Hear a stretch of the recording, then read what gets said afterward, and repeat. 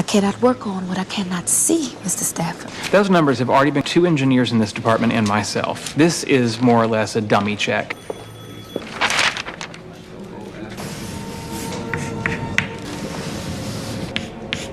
Hi. What are you looking at, Paul? Is that correct? Yeah.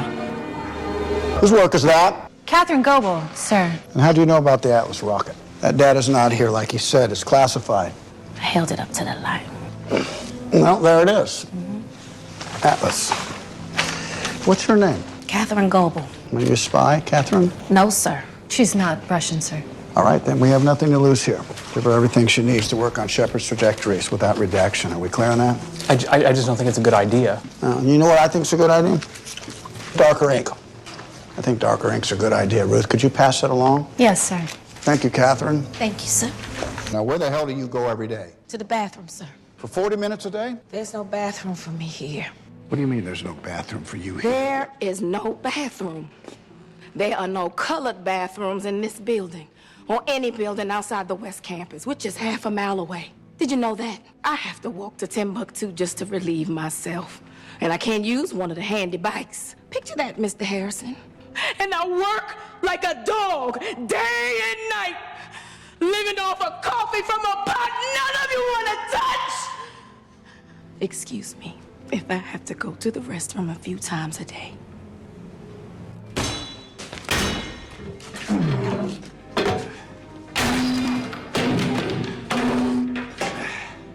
There you have it. No more colored restrooms. No more white restrooms. Just plain old toilets. Go wherever you damn well please. Preferably closer to your desk. I'm going to be honest enough to tell you that I'm worried about America. Yeah. I'm worried about our nation because it's sick with racism still. And just think about the fact that we live in a nation which was founded on the principle that all men are created equal.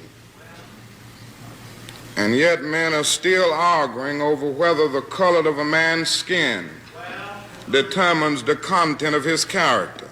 And I believe that the Lord told me to say to the United States of America that is sick with militarism and is sick with excessive materialism.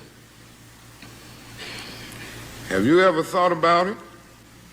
There are between 38 and 50 million people in the United States of America who are poverty-stricken,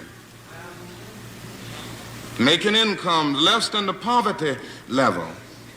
And yet, this is the richest nation in the history of the world. Our national gross product this year will go beyond $800 billion.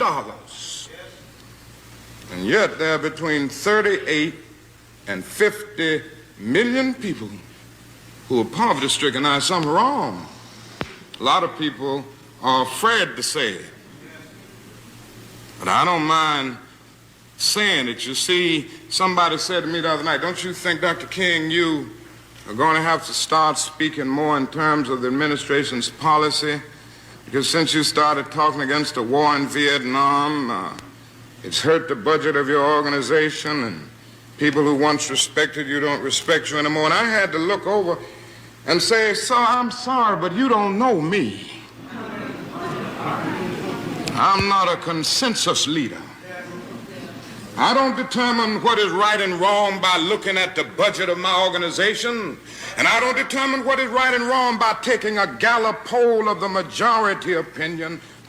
And so, because there's something wrong, our struggle must continue. And what we must see is that our nation's summers of riots are caused by our nation's winters of delay. You know, one of the most insulting questions that gets asked me sometimes is, did they give you your 4th star just because it's a bicentennial year coming up and they want to say we got a black day? In one word, one question, this guy has wiped out all the blood and sweat and tears and preparation and effort that it took me to prepare myself, to fill the squares, to fight the wars, to go to the schools, to go to Air University, and to study deep into the night, to hone my skills as a fighter pilot, and to get out there over way north in skies much less friendly than those of United and fight my way back home in the name of the foreign policy of my country. No, they didn't give me anything. And they don't give away stars in my service. You gotta earn them. Generals are made, they're not born. You know. That's $20. Well, sir, that wasn't the price on the display. The price went up. To $20. It's $20. May I ask you a question? I think you'll find the prices much better elsewhere. I imagine that's true. Don't worry, we'll put these back. Have Jimmy restock.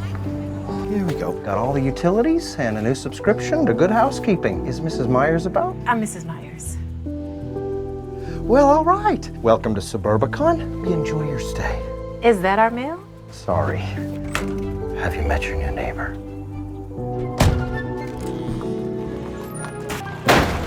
Honey, that Myers family's got a little boy your age up there on that porch. Mom, do I have to? You take that little colored boy and play him some baseball, and then we'll make you some butter cookies for after. I want to play baseball. Hey. Hey. You play baseball? Yep. Play out behind the Nazarene church. All right, then. White people have died in demonstrations for black people. Now, here's the position I'm in. Here's 10,000 whites coming to kill me. And in those 10,000, or let's say here's 10,000 rattlesnakes coming to bite me. And in those 10,000, there was 1,000 that didn't mean no harm. And I knew there was a good 1,000 snakes out there, but they all look alike. Now, what should I do? Should I keep the door open and let the 10,000 in, hoping that the 1,000 will unite and save me in one bite or kill me? Or should I just be safe and shut the door? So we have white people say, I mean right. I have a black husband. Oh, my children are black. I love everybody. I really believe you. But I'm sorry, man, there's 10 more thousand behind you that don't feel that way. Scared people, Huey. The Black Panthers scared people. Anytime the black man attempts to change the slave image, he will scare white people. So the Black Panther Party, I thank you. When you said that we scared people, that means that we were creating a positive black image for ourselves. It's a setup, y'all. Listen, let these white people and let these MAGA people fight themselves. All right? We ain't helping nobody out. Y'all ended up voting for this fool. And guess what? Now we're in this predicament. But they're trying to do a 2 million plus man protest march on April 5th. Nope, we ain't doing it. Sit your black ass down.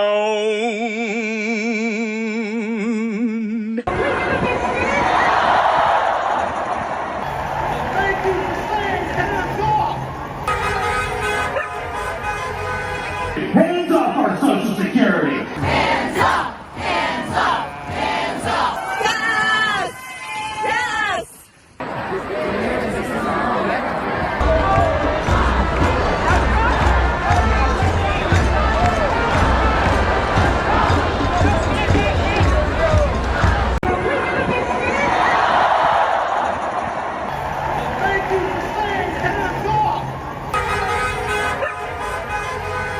Hands off our Social Security! I have never felt revolutionary from the couch. You guys have done that for me. You really, and I appreciate it.